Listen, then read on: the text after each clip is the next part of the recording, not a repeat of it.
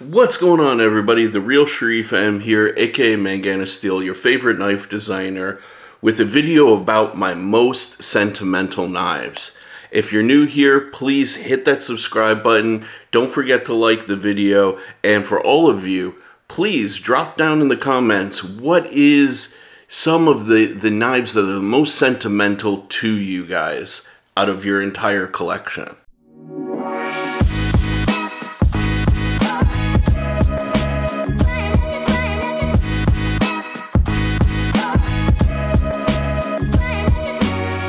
This topic came around because my buddy Diener from Michigan, a fellow Michigander, tagged me in it. His channel is the Genetic Modified Viking. You will see the link down below in the description if I remember to do it. Fingers crossed I do. But he pulled out some knives in his video that he really had some sort of sentimental connection to. They had some history to. And so I pulled out a handful of mine that I have in my collection that are just not going anywhere. And really I have some sort of deep personal connection to. Some of these guys you guys probably have seen before, but there is a few that you haven't. Now, the first one is actually not a knife, but is a multi-tool. And you have to be kind of up there in age potentially to recognize this little guy. So this was one of the OG multi-tools that you could get here. And this was given to me by my dad years and years ago. And I have never let it out of my sight throughout my entire lifetime. And it's got, you know, all of the little things that you could potentially use for camping, or I think that these were issued to guys who were deployed at some point in time. I'm not entirely sure about the history of these. It doesn't even have like a manufacturer's name on it, but it's very cool. It's got, you know, a little ruler here, bottle opener, little wrenches. It's got a sharp point, got a little bit of a chisel right here, bottle opener, and a tiny little saw. And this thing I've always thought was super cool. It has been imitated, duplicated a number of times throughout history. And I think it's just kind of a dope little multi-tool that you don't really see around that much anymore. And it came in this little canvas pouch. This is the original. You can see my name written there so that nobody took it from me. But it just slides right in and boom. This guy stays in my collection case at all times, and I don't know, I just have some sentimentality about it because it was one of the first tools that my dad gave me. And I don't know, that's kind of a special thing, right? Like the first tools that your dad really entrusts you to own should have, I'm assuming you've got a good relationship with your father, should be something that, I don't know, it always resonates with you. And it's like a passing of the torch. Now your journey to manhood has begun, and mine started there. Now the next one, I unfortunately don't have the original, but I became obsessed with a group of friends of mine and I, when we were kids, with Swiss Army knives. And I have such a love-hate relationship with Swiss Army knives because they always have a great assortment of tools, but not necessarily all the tools that I want all the time.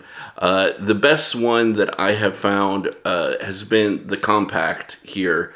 I have several iterations of this. This is the all-black one that you can get out of Europe.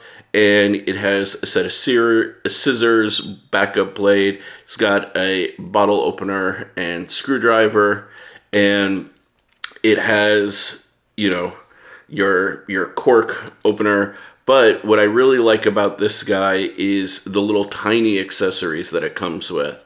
So I've got a little micro screwdriver here for tightening up my eyeglasses, and it comes with a little tweezer, little backup pen, and a toothpick, which, believe it or not, whenever I do carry this guy, I use, and then I clean it off, and I put it right back in here. So I always love the Swiss Army knives, and when I got into it in the beginning, my parents, they got me one that was, I can't remember, I think it was like called the Engineer or something, and they actually had my name and my birthday engraved on the blade. And I regret to this day that I lost that knife, because that would have been really, really something special to me to keep. But that was actually my first pocket knife, was a Swiss Army knife, actually. And so they will always have a sentimental place in my heart, and they will always have a place in my collection. I love them, for better or worse, and I always find some degree of utility with them. And, you know, they're just going to kind of always be there. Now, what's really interesting is there's a bit of, I'm kind of trying to go in chronological order here, but the first knife, okay, so I'll show you the first knife that got me in love with premium knives, but it's not the first premium knife that I bought, which is very interesting. So this is the whatchamacallit, Pena Lanny's clip folder here. And this thing, I saw this at Weeby Knives in San Francisco on the pier years ago, and it was like $300 some, and it just stopped me in my tracks. I fell instantly in love with this knife. I didn't know knives could look like this. I didn't know compound grinds could exist. I didn't know recurves existed, you know, along with like a nice clip point with that generous fuller there. This thing, I was like thunderstruck when I saw this. And I remember telling my friend at the time, like, wow, I will never own a knife that expensive. I just couldn't mentally justify it at the time. Now I have like a Shirgarov. So, yeah, this thing really is what caught my eye and showed me that I didn't have to carry Schrades or Gerbers or things like that. Like there was a higher tier of knife out there and a higher tier of knife design. But what's funny is I didn't get that thing right away, actually. And even this, that Laney's clip was gifted to me by a friend of mine. He saw my passion for it. He saw my excitement for knives and all of that. And he said, oh, you know, what's one of your grails, your kind of unattainables? And I mentioned that thing, and he got it for me as a gift, which is kind of unbelievable and amazing. But what actually predates that is I have the first kind of premium knife I got was a Benchmade Bug Out, believe it or not. That was the first knife that I spent like serious money on, and I spent like 120, 130, and I couldn't believe that I got it, or that I spent that much money on a knife. I still kind of can't believe that I spent that much money on a plastic handled knife, but regardless, I don't have as much sentimentality attached to it. But that opened the door for me to get my first custom. And so I don't have any custom folders, but I do have a bunch of custom fixed blades. And one of the trips that I took around that period of time was to visit my family in Greece. And I found a local custom knife maker in Greece by the name of Lycon Knives, and reached out to him, you know, forged a connection. He invited me into his home. He invited me into his forge.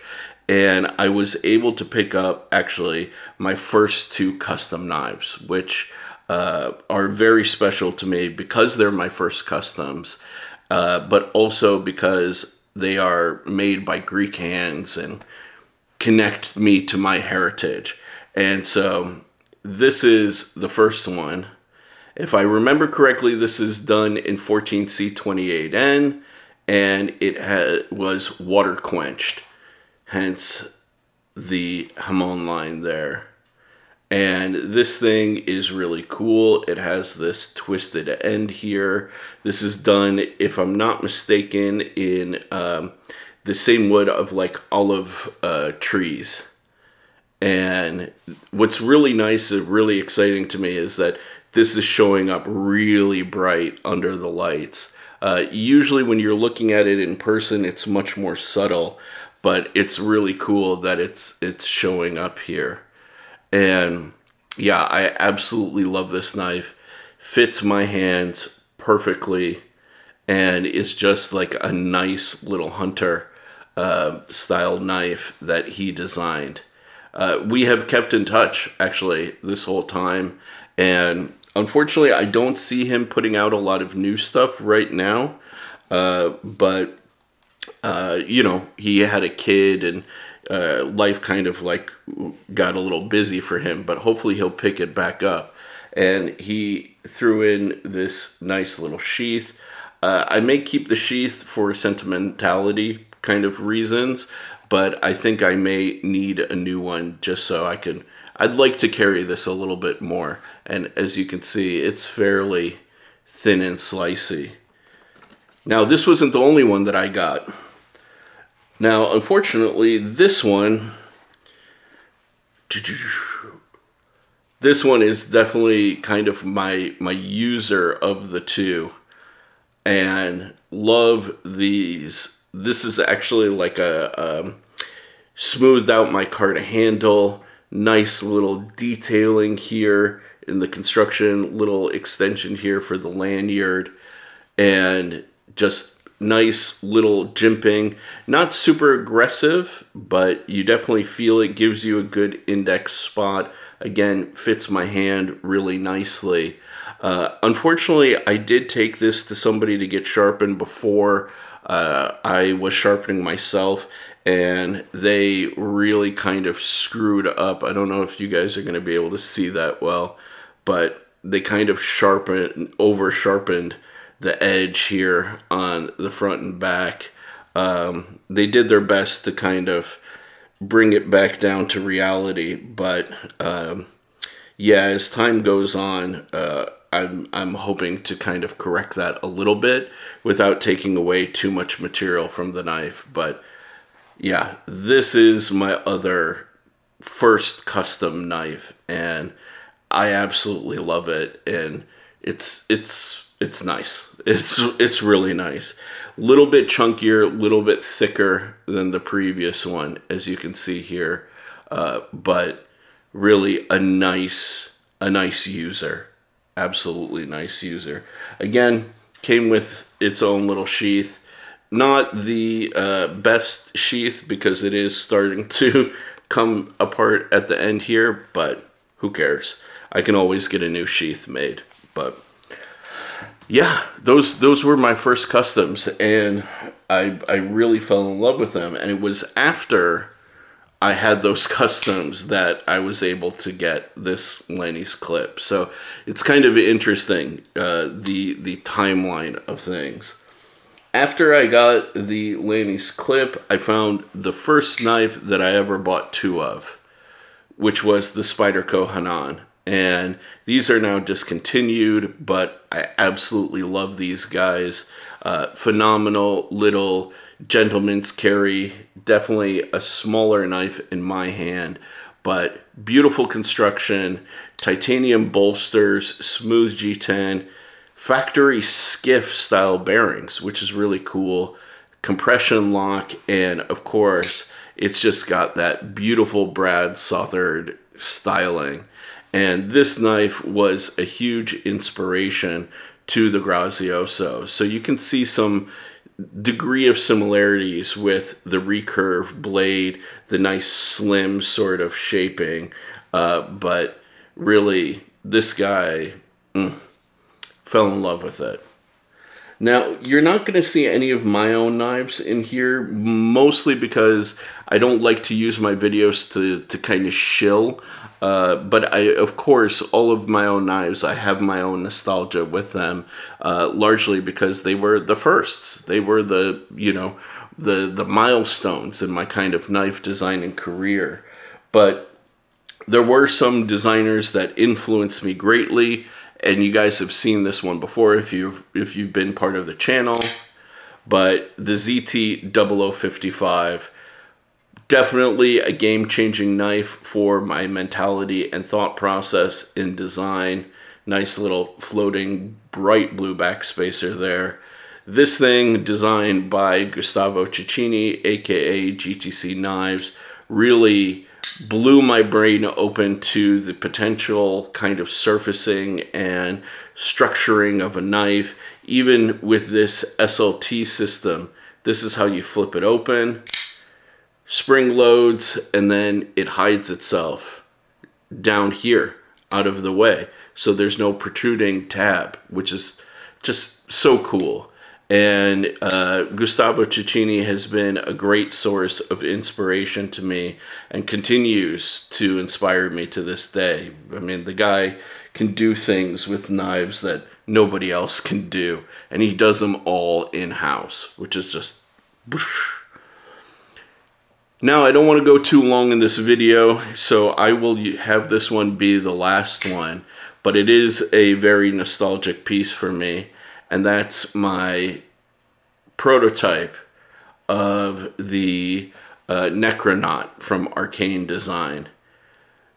Israel has always been an amazing figure, a friend, and a good resource to me. You know, his designs, again, almost like Gustavo Cecchini, really push the boundaries of what people think traditional knives should look like, you know. And this was one of his first prototypes that he had made by Riyadh. And there are definitely some distinctions between this and the production Necronaut. And I was lucky enough to win this in a raffle that he did to raise some money. And this thing stays in my kind of cabinet. This thing doesn't get carried or used. It's more for me as a signpost in kind of supporting his career, supporting his designs, and really, I think the guy is going to continue on to do great things, and to have one of the first pieces that he ever made is just, I don't know, significant to me. It's pretty special. So that is it, my dudes. I do have some other knives, which, I mean, really are kind of special to me, and I will never kind of move them or sell them.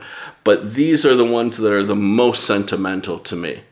So let me know what you think down in the comments below. Check out the title. I am going to tag somebody to do this next. So check out their channel, and stay safe, my dudes.